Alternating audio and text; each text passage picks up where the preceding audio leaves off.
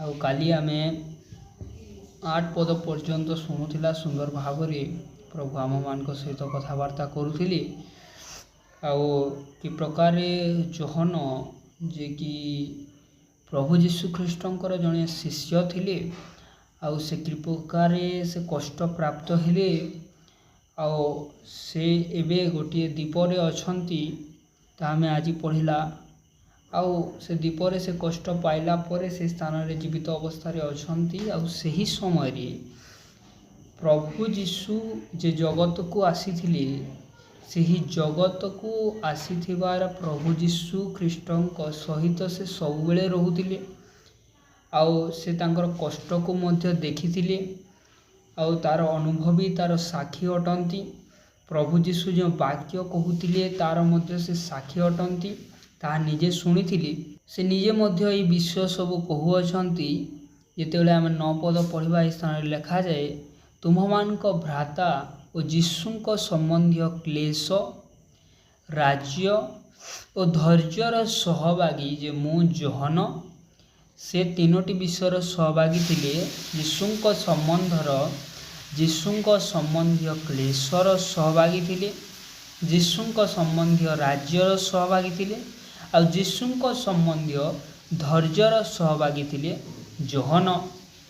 ଆଉ ସେହି ଯୋହନ ଯେତେବେଳେ ପ୍ରଭୁ ଯୀଶୁ ଖ୍ରୀଷ୍ଟଙ୍କ ନିମନ୍ତେ କ୍ଲେଶ ଭୋଗ କଲେ, ତାଙ୍କର ସାକ୍ଷୀ ହୋଇକରି ଆଉ ଗୋଟିଏ ଦ୍ୱୀପରେ ଥିଲେ, ସେହି ସମୟରେ ତାଙ୍କ ନିକଟକୁ ମନୁଷ୍ୟ ପୁତ୍ର ଆସିଲେ। ଆଉ ସେ ଏହି ସ୍ଥାନରେ ଦର୍ଶନ ଦେଖୁଅଛନ୍ତି, ଯାହା ପ୍ରକାଶିତ ବାକ୍ୟରେ ସବୁ ଲେଖା ହୋଇଅଛି। ଆଉ ପ୍ରଭୁ ଯୀଶୁ ଯେତେବେଳେ ସ୍ୱର୍ଗାରୋହଣ କଲେ, ତା ପୂର୍ବରୁ ଯୋହନ ଆଉ ତାଙ୍କର ପ୍ରଭୁ ଯୀଶୁ ଖ୍ରୀଷ୍ଟଙ୍କର ବାକି ଶିଷ୍ୟମାନେ, ସେମାନେ ପ୍ରଭୁ ଯୀଶୁ ଖ୍ରୀଷ୍ଟଙ୍କୁ ଜାଗତିକ ଭାବରେ ଗୋଟିଏ ମଣିଷ ପରି ଦେଖିଥିଲେ। ଆଉ ସେମାନେ ତାଙ୍କୁ ଅନୁଭବ କରିଥିଲେ, ତାଙ୍କ ସହିତ ରହୁଥିଲେ, ତାଙ୍କ ମୁଖରୁ ବାକ୍ୟ ଶୁଣୁଥିଲେ। এই ବିଷୟ ଆମେ ଟିକେ ଧ୍ୟାନ ଦେମା, ଆଗକେ এই ବିଷୟ ସବୁ ରହିଅଛି। ତାଙ୍କର ପ୍ରଭୁ ଯୀଶୁ ଖ୍ରୀଷ୍ଟଙ୍କର ଶରୀର ଗୋଟିଏ ମଣିଷର ଶରୀର ପରି ଥିଲା ସ୍ୱର୍ଗ ଯିବାର ଆଗରୁ। ଆଉ ପ୍ରଭୁ ଯୀଶୁ ଖ୍ରୀଷ୍ଟଙ୍କର କଥାବାର୍ତ୍ତା ଗୋଟିଏ ମଣିଷ କଥା କହିଲା ପରି ଥିଲା, ତାଙ୍କର ଆବାଜ ମଧ୍ୟ ସେହି ପ୍ରକାର ଥିଲା। ପ୍ରଭୁ ଯୀଶୁ ଖ୍ରୀଷ୍ଟଙ୍କର ଚକ୍ଷୁ ଗୋଟିଏ ମଣିଷର ଚକ୍ଷୁ ପରି ଥିଲା। ତାଙ୍କର ହାତ ପାଦ ସବୁ ବିଷୟ ଯେତେବେଳେ ସେ ଜଗତରେ ଥିଲେ, ସେହି ସମୟରେ ଗୋଟିଏ ମଣିଷର ଶରୀର ସଦୃଶ୍ୟ ଥିଲା। ମାତ୍ର ଯେତେବେଳେ ସେ ସ୍ୱର୍ଗାରୋହଣ କଲେ, ତାପରେ ସେ ଆଉ କୌଣସି ବ୍ୟକ୍ତିଙ୍କୁ ଦର୍ଶନ ଦେଇନାହାନ୍ତି। ଯେତେବେଳେ ସେ ମୃତ୍ୟୁରୁ ଉଠିଥିଲେ, ତାପରେ ସେ ଅନେକଙ୍କୁ ଦର୍ଶନ ଦେଇଥିଲେ। ମାତ୍ର ଯେତେବେଳେ ସେ ସ୍ୱର୍ଗକୁ ଗଲେ, ତାପରେ ଯୋହନଙ୍କର ଲିଖିତ ପ୍ରକାଶିତ ବାକ୍ୟ ପର୍ଯ୍ୟନ୍ତ ସେ କୌଣସି ବ୍ୟକ୍ତିଙ୍କୁ ଦର୍ଶନ ଦେଇନଥିଲେ। ଆଉ ଯେତେବେଳେ ସେ ସ୍ୱର୍ଗକୁ ଗଲେ, ତାଙ୍କର ଯେଉଁ ଶରୀରକୁ ଏହି ଜଗତରୁ ସେ ନେଇକି ଗଲେ, ତାଙ୍କର ସେ ଶରୀର ପରିବର୍ତ୍ତିତ ହୋଇଥିଲା। ଆଉ ସେ ଯାହା ଆମ୍ଭମାନଙ୍କୁ ପ୍ରତିଜ୍ଞା କରିଅଛନ୍ତି ଯେ ଆମେ ଯେତେବେଳେ ପ୍ରଭୁଙ୍କ ନିମନ୍ତେ ସାକ୍ଷୀ ହେବା, ପ୍ରଭୁଙ୍କ ରାଜ୍ୟର ସୁସମାଚାର ଆମେ ପ୍ରଚାର କରିବା, ଆଉ ଯେତେବେଳେ ଆମ ନିକଟକୁ କ୍ଲେଶ ଆସିବା,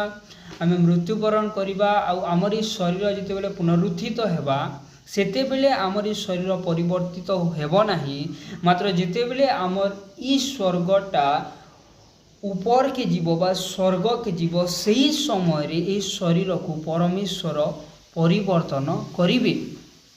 ଆଉ ସେହି ବିଷୟ ଏହି ସ୍ଥାନରେ ଆମେ ଦେଖୁଅଛୁ। ଯେତେବେଳେ ପ୍ରଭୁ ଯୀଶୁ ଖ୍ରୀଷ୍ଟ ସ୍ୱର୍ଗକୁ ଗଲେ,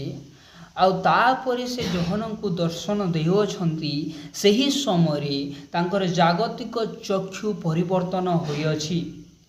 ତାଙ୍କର ଜାଗତିକ ଚେହେରା ତାହା ପରିବର୍ତ୍ତନ ହୋଇଅଛି। ତାଙ୍କର ହସ୍ତପାଦ ପରିବର୍ତ୍ତନ ହୋଇଅଛି। ତାଙ୍କର ଶରୀର ସମ୍ପୂର୍ଣ୍ଣ ଭାବରେ ଏହି ଜାଗତିକ ମନୁଷ୍ୟମାନଙ୍କ ଠାରୁ ଭିନ୍ନ ଦେଖାଯାଉଅଛି। ପ୍ରିୟ ପ୍ରଭୁଙ୍କ ଲୋକମାନେ, ଆଉ ଗୋଟେ ବିଷୟ ଯେ ତାଙ୍କର ସବୁଆଡ଼େ ସପ୍ତ ସୁବର୍ଣ୍ଣ ପ୍ରଦୀପ ରହିଅଛି। ତାର ଅର୍ଥ ଆମେ ଶୁଣୁଛୁ, ସପ୍ତ ସୁବର୍ଣ୍ଣ ପ୍ରଦୀପ ହେଉଅଛି ସପ୍ତ ମଣ୍ଡଳୀ। ଆଉ ତାଙ୍କର ଭୁଜିନୀ ହାତେ सातटा नक्षत्र अच्छी जेनटा कि सही सातटा मंडलीर दूत माने से माने अटंती अर्थात तांकर हस्तरे सही मंडलीर दूत माने अछंती। इथिर आमे गभीर विषय के जितेबेले जिमा सर्वप्रथम विषय जे जितेबेले जणे परमेश्वरंकर इच्छा को साधन करिथाए आउ तापर से मृत्युवरण करिथाए बा परमेश्वरंक निमंते मृत्युवरण करिथाए परमेश्वरंक साक्षी होई मृत्युवरण करिथाए आउ से जितेबेले पुनरुत्थित हेबो तापर परमेश्वर तार शरीर को कि प्रकार परिवर्तन करिवे सेही विषय आमे इस स्थान रे देखु अछु। कारण प्रभु जीशु ख्रीष्ट निजे मध्य कहती जे मुई जेन्ता स्वर्ग के जाऊे मोर जेन्ता शरीर परिवर्तन हेबा तुम मानकर मध्य शरीर से प्रकार परिवर्तन हेबा। आमे निहाती भाव रे जदि बंची थिमा आउ परमेश्वरंकर गुप्त आगमन हेबो आउ रेप्चर रे जदि जिमा निहाती भाव रे जागतिक शरीर जीव मात्र ए जागतिक शरीर स्वर्ग रे प्रवेश करि पारिबो नाही। सेथिर लागि परमेश्वर कान टेक्निक यूज करिछन जे हमर जागतिक शरीर के से परिवर्तन करिवे आउ केंता भाव रे ताहा परिवर्तन हेइथिबा जे सेतिर हिंट आमे एही स्थान रे पाई पारु अछु। प्रभु जीशु ख्रीष्ट केंता दिसुथिले से दिन से विषय स्थान रे लिखा जाय जेतेबेले 12 नंबर पदरु आमे तलके पढमा जोहन देखु अछंती जे सप्त सुवर्ण प्रदीप सुनार प्रदीप से देखुछन केतेटा 7टा आउ से सप्त सुनार प्रदीपर मझी ठिया होइछन किए मनुष्य पुत्रंक सदृश दिसुवा जड़े व्यक्ति बा प्रभु जीशु ख्रीष्ट से स्थान रे ठिया होई अछंती। आ तांकर विषय रे भल भाव रे स्थान रे वर्णना कराई छे केतेटा विषय वर्णना कराई छे जे से गुटे कपड़ा पिंधी छन जेनटा कि ताकर गोड़ तक पूरा संपूर्ण ताकर बॉडी के आच्छादन करिछे आ ताकर वक्षस्थल रे गोटे सुवर्ण पटुका द्वारा बेष्टित होइछे। सुवर्ण पटुका बेले काना आमे समस्ते निहाती भाव रे जानू जे आमे देखिथिमा जे मिस इंडिया की मिस यूनिवर्स ले गोटे इन एंताटा गोटे झुला जासी ता देखि जो इने सबे गोटे झुला जासी सेन लेखाई देसी मिस यूनिवर्स आउ केन वर्ष सेटा हला जे एबे बर्थडे रे भी आसुछे जे हैप्पी बर्थडे बोली अंदा झुलाइतेसी ठीक सही प्रकार सेंता गोटे विषय प्रभु जीशु ख्रीष्ट से दिन सुवर्णर बा सुनारटा के से उल्ले हेथिले तांकर गोटे वस्त्र थिला जेनटा कि पूरा पाद तक तांकर शरीर के ढापी करी रखिथिला आउ तार वस्त्र उपरे से गोटे विषय के उल्ले हेथिले सेटा होचे सुवर्णर आउ जने सेंता विषय केतेबेले उल्लेसी जेतेबेले जनकर बर्थडे आसी किंबा जने मिस इंडिया किंबा मिस यूनिवर्स आसी से समय से विषय से उल्लेसी इतार अर्थ इटा जे से गुटे उपाधि के प्राप्त हेसी से गुटे विषय के जीतसी तापरे से जिनिस सेतागे दिया जैथिसी ई विषय आमे ध्यान रखमा आउ ता सुवर्ण रथिला तार तलके लिखा है तांकर मस्तक विषय रे स्थान रे वर्णना कराइछे तांकर मस्तक और केश हिमतुल्य शुभ्र लोम परी शुक्ल वर्ण थिला तांकर बाल पूरा धला दिसुथिला आउ तांकर चक्षु निया भलिया जळुथिला केंता निया जेनटा कि जले देसी पुड़े देसी जेनटा आमे देखसु एते भयंकर निया सही प्रकार तांकर चक्षु जळुथिला। आ गोटे विषय आम इन देखुछू जे तांकर पाद भाटी रे परिष्कृत उज्जवल पितल तुल्य थिला अर्थात आमे देखिथिमा आमर घरे भी सेटा थाई पारे थिबा कि नहीं थिबा कहिने हुए भाटी रे काଣା हेसी जे भी जिनिस जदि नमा आमे जदि कांच नमा किंबा सुना नमा जेनता भी विषय नमा सेटा जेतेबेले भाटी रे पका जासी सेतेबेले सेटा के प्योर बनासी तार संगे जदि किछि अलगा जिनिस मिसी थिबा बेले सेटा नष्ट करबा आउ सही जिनिस खाली से स्थान रे रहबा। ठीक सही प्रकार प्रिय प्रभुंक लोक माने तांकर पाद स्वच्छ देखा जाउथिला तांकर पाद रे किछि विषय मिश्रित नहीं हेथाई ଯେତେବେଳେ ଆମେ ବାଟେ ଆମେ ଚାଲି ଯାଏସୁଁ ଚପଲ ପିନ୍ଧିଲେ ବି ଆମର ପାଦେ କାଣା ଲାଗ୍ସି ଧୁଇଲ୍ ଟିକେ ଟିକେ ଲାଗ୍ସି। ମାତ୍ର ପ୍ରଭୁ ଯୀଶୁ ଖ୍ରୀଷ୍ଟଙ୍କର ପାଦ ସେହି ପ୍ରକାର ନଥିଲା, ତାଙ୍କର ପାଦ ସମ୍ପୂର୍ଣ୍ଣ ସ୍ୱଚ୍ଛ ଦେଖାଯାଉଥିଲା। ଆଉ ଗୋଟେ ବିଷୟ ସ୍ଥାନରେ ଲେଖାଯାଏ, ତାହାଙ୍କ ସ୍ୱର ମହାଜଳ କଲ୍ଲୋଳର ସଦୃଶ୍ୟ। ସେ ଯେତେବେଳେ କହୁଥିଲି ତାଙ୍କର ସ୍ୱର କେନ୍ତା ଲାଗୁଥିଲା, ଯେତେବେଳେ ନଦୀରେ ବହୁତ ପାନ୍ ବୁହି ଯାଉଥିସି ଯେନ୍ତା ଆବାଜ ଦଉଥିସି ଭୟଙ୍କର ଆବାଜ, ଠିକ୍ ସେହି ପ୍ରକାର ଆବାଜ ତାଙ୍କର ଥିଲା। ଆଉ ତାଙ୍କର ମୁଖରୁ କାଣା ନିର୍ଗତ ହେଉଥିଲା, ଦୁଇ ଧାର ତୀକ୍ଷ୍ଣ ଖଡ଼ଗ ତାଙ୍କର ମୁଖରୁ ନିର୍ଗତ ହେଉଥିଲା। ଆଉ ତାଙ୍କର ମୁଖ କେନ୍ତା ଥିଲା, ତାଙ୍କର ମୁଖ ଆମର ଦ୍ୱିପହରେ ସୂର୍ଯ୍ୟ ଯେନ୍ତା ଦେଖାଯାଉଥିସି, ଯେନ୍ ସୂର୍ଯ୍ୟକେ ଆମେ ଖାଲି ଆଖି ଦେଖି ନାଇଁ ପାରୁଁ, ତାଙ୍କର ମୁଖ ଠିକ୍ ସେହି ପ୍ରକାର ଦେଖାଯାଉଥିଲା। ଆଉ ତାଙ୍କର ଭୁଜନି ହାତେ କାଣା ଥିଲା, 7ଟା ନକ୍ଷତ୍ର ଥିଲା, ଯେନ୍ଟାକି ସେଇ ସପ୍ତ ମଣ୍ଡଳୀର ଦୂତମାନେ ଅଟନ୍ତି। ଆମେ ଏଇଟା ଭଲସେ ସବେ ଜାଣିଗଲା ଯେ କାଣା କାଣା ଥିଲା ଯେତେବେଳେ ପ୍ରଭୁ ଯୀଶୁ ଖ୍ରୀଷ୍ଟ ଜଗତରେ ଥିଲେ, ଜାଗତିକ ଶରୀର ଥିଲା। ମାତ୍ର ଯେତେବେଳେ ସେ ସ୍ୱର୍ଗକୁ ଗଲେ, ଆଉ ସ୍ୱର୍ଗକୁ ଗଲା ପରେ ତାଙ୍କର ଶରୀର ପରିବର୍ତ୍ତନ ହୋଇଅଛି, ଆଉ ତାପରେ ସେ ଯୋହନଙ୍କୁ ଦର୍ଶନ ଦେଉଅଛନ୍ତି, ସେହି ସମୟରେ ତାଙ୍କର ଶରୀର ସମ୍ପୂର୍ଣ୍ଣ ବଦଳି ଯାଇଅଛି। ଆଉ କ'ଣ କ'ଣ ବଦଳିଛି ସେ ସବୁ ବିଷୟକେ ଯୋହନ ଏହି ସ୍ଥାନରେ ଭଲ ଭାବରେ ବ୍ୟାଖ୍ୟା କରୁଅଛନ୍ତି। ଆଉ ସେ ବିଷୟକେ ଆମେ ଚିନ୍ତା କର୍ମା। ନିହାତି ଭାବରେ ଏଇଟା ଗୋଟେ ବହୁତ ବଡ଼ ଟପିକ୍। ଆଉ ତାଙ୍କର ଆବାଜ ତୁରୀ ଶବ୍ଦ ପରି ହେଉଥିଲା ବୋଲି ବି ଲେଖା ହେଇଛେ 10 ନମ୍ବର ପଦରେ। ଆମେ ଏଇନ ଯେତେବେଳେ ତଳକେ ପଢ଼ମା, ପହଲାନୁ ଯେନ୍ ବିଷୟ ଆମେ ପଢ଼ିଅଛୁଁ, ସପ୍ତ ସୁବର୍ଣ୍ଣ ପ୍ରଦୀପ ବେଲେ କାଣା, ଆମେ ଗୋଟେ ବିଷୟ ଧ୍ୟାନ ରଖ୍ମା। ଯେତେବେଳେ ବି ଆମେ ବାକ୍ୟ ଶୁଣୁଛୁ, ନୂତନ ନିୟମରୁ ହଉ କିମ୍ବା ପୁରାତନ ନିୟମରୁ ହଉ, ଯେ ନୂତନ ନିୟମ আর ପୁରାତନ ନିୟମ ଅଲଗା ଅଲଗା ନେଇସେ। ଯେନ୍ ବିଷୟ ନୂତନ ନିୟମରେ ଲେଖା ହେଇଛେ ସେହି ସମାନ ବିଷୟ ପୁରାତନ ନିୟମରେ ବି ଲେଖା ହେଇଛେ। ଯେନ୍ ବିଷୟ ପୁରାତନ ନିୟମରେ ଲେଖା ହେଇଛେ ତାର ଅର୍ଥ ବା ସେ ସମାନ ବିଷୟ ନୂତନ ନିୟମରେ ମଧ୍ୟ ଲେଖା ହେଇଛେ। ଆମକେ ଖାଲି ଖୋଜବାର ଅଛେ ସେ ବିଷୟକେ। मुझे आपण मानकु सर्ट्रे ये विषय कहवा निमंते चाहे जे सप्त सुवर्ण प्रदीप जेतेबेले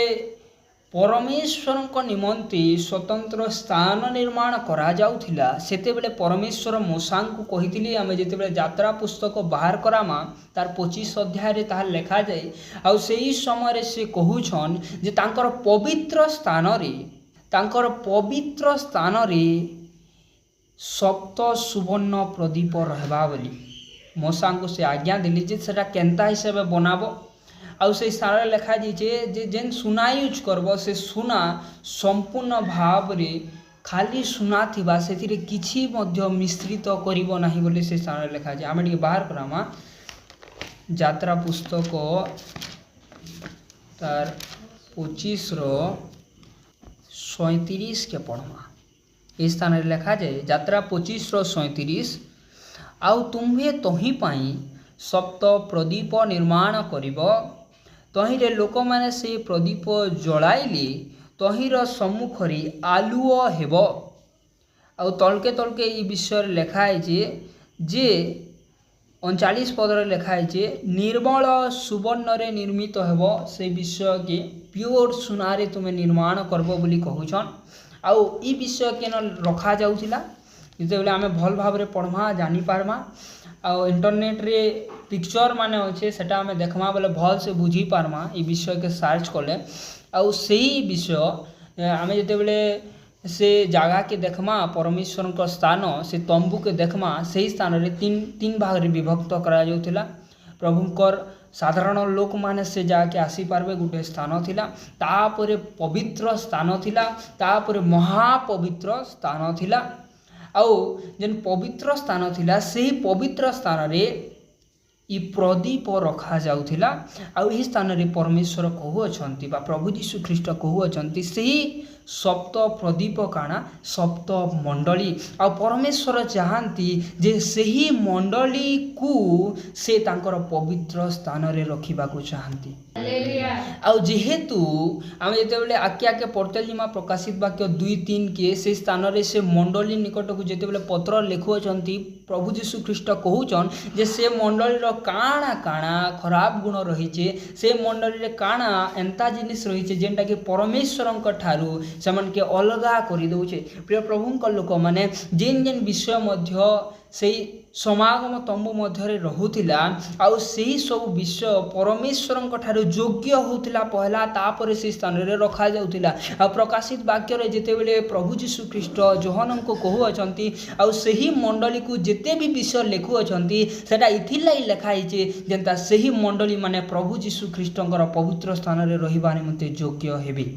जदि आमर भितर किछि भूल रही जाइछे जेंटा आमके पवित्र स्थान के जीवाले अटकाउछे प्रभु सेटा आमके तांकर वाक्य द्वारा कहि देसन जे तोर भितर एंता सब विषय रहिछे तुमर मंडली ई विषय माने रहिछे तुमर जीवन रे ई विषय माने रहिछे जेन विषय की मोर पवित्र स्थान के आसबा लगी तुमके अयोग्य करिछे से विषय तुम त्याग करो आ निजके शुद्ध करो से शुद्ध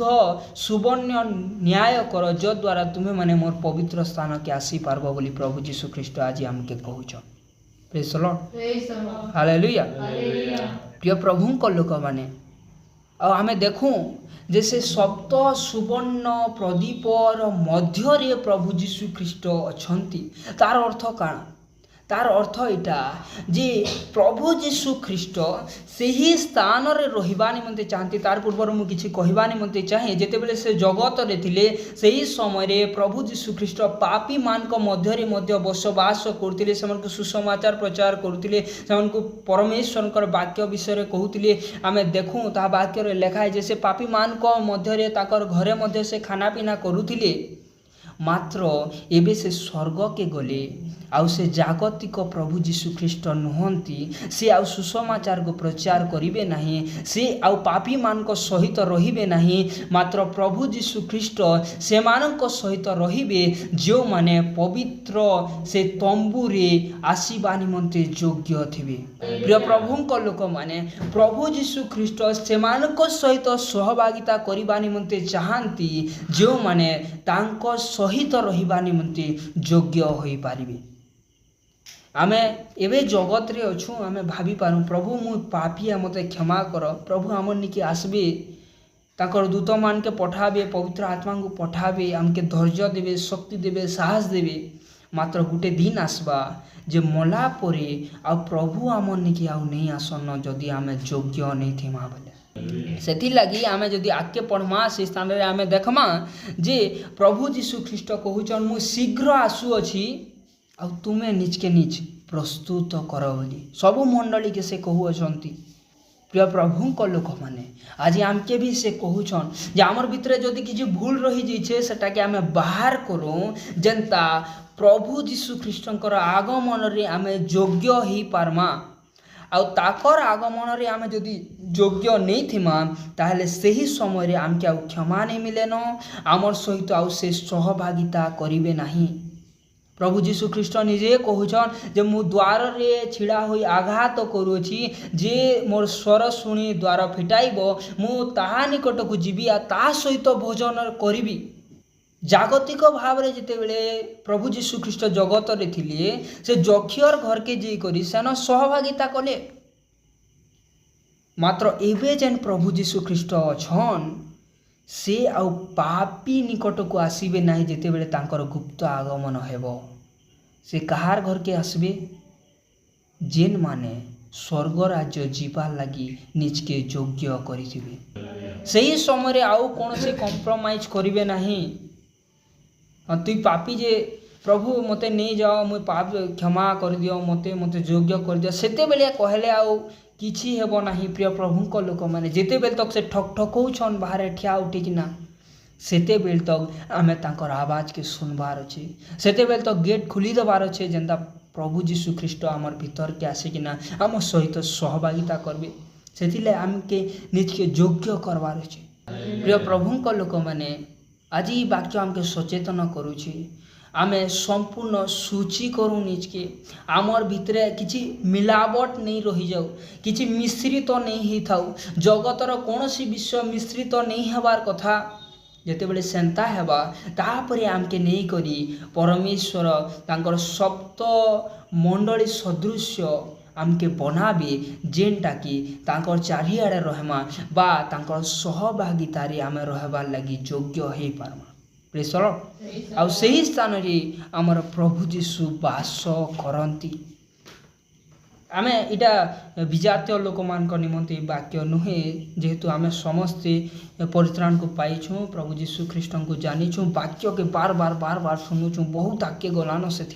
आमर लाई खाली वाक्य आमे भूल रे ई वाक्य के आमे जदि केन विजातीय निकट रे कहीदमा ताहले से भ्रांत होबार चांस अच्छे से काना भाबा जे प्रभु जीशु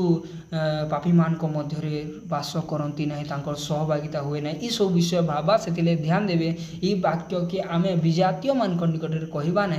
खाली से लगी वाक्य जेहेतु इन लिखाई है मंडली मान निकट को वाक्य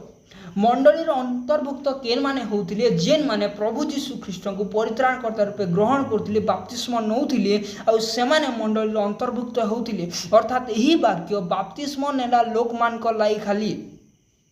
से खाली जानी पारबे जे प्रभु जीशु ख्रीष्ट राज्य रे ढुकबा लगी आमके केंता प्रकार योग्य हबार उचित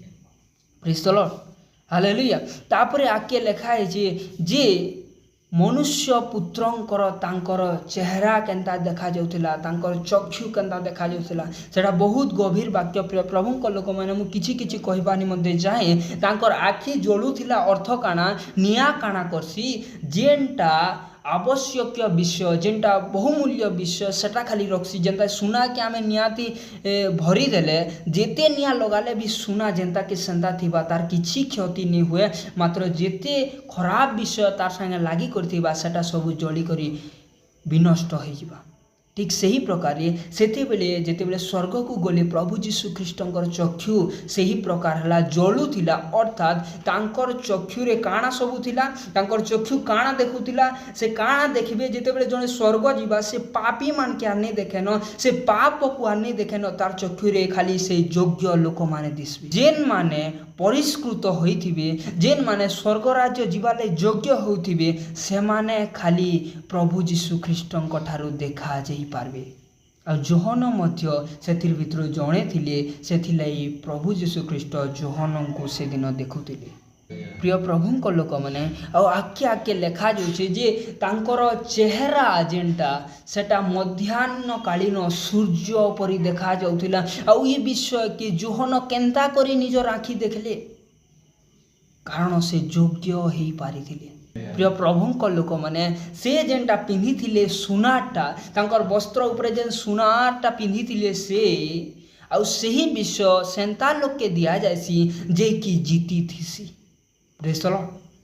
प्रिय प्रभु लोक मैंने आमे जेते बेले विजयी हेबा आमे माने मध्य सही सुवर्ण पट्टिका को धारण करिबा आमर चक्षु मध्य सही प्रकार हेबो प्रिय प्रभु लोक मैंने आमे मध्य गोटे दिन आसीबो जेते बेले स्वर्ग को प्रवेश करिबा सही समय रे प्रभु जीशु ख्रीष्टंक तुल्य देखा जिबा प्रेज द लॉर्ड आमर शरीर परिवर्तित हेबो प्रिय प्रभु लोक मैंने से कह जासी वाक्य रे लिखा जाइए जे जेते लोक परमेश्वर लोक मान को छुअंती से माने परमेश्वर चक्षु को स्पर्श करती तार अर्थ काना तार अर्थ इटा जे परमेश्वर चक्षु जेनटा जलुथिसी आज आम जेनटा पढ़ा सेटा प्योर विषय के रखसी ताकर चक्षु रे आउ ताकर चक्षु प्योर विषय के सबले देखसी अर्थात ताकर लोक माने जेन माने प्योर है जेन माने संपूर्ण परमेश्वर लगी गठित से माने परमेश्वर वाक्य अनुଯାୟୀ खाली जीवन काटती से ही प्योर लोक मान के परमेश्वर चक्षु सहित समान भाव रे कहा जाई अछि आउ जेते बेले जड़े पापी लोक कि शैतान जड़े व्यक्ति जिते बेले से प्योर विषय के छूचे से परमेश्वर चक्षु को छूचे अर्थात परमेश्वर चक्षु सदृश्य से ही परमेश्वर लोक माने आउ जो लोक माने परमेश्वर चक्षु सदृश्य प्योर से माने ही से दिन परमेश्वर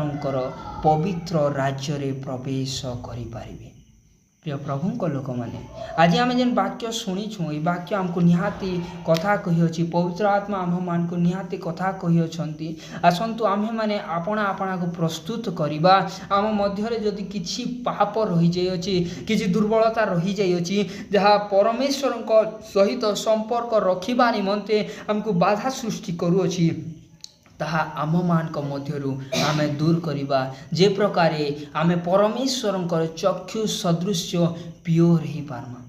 आ गोटे दिन आसीबो आमे परमेश्वर से पवित्र राज्य रे प्रवेश करि पारबा आ जदि आमे ए वाक्य सुनी मध्य आपना को प्रस्तुत करिबा नहीं ताहेले से दिन परमेश्वर आमको अणदेखा करि देबे प्रिय प्रभु लोक माने काहला जे जोहन पुस्तक रे लिखा जाइछे जे मते प्रभु प्रभु बोली से दिन बहुत लोग कहबे तांको नारे अद्भुत काम माने करथिबे मात्र समान के मुई नहीं चिन्हि बोली कहबे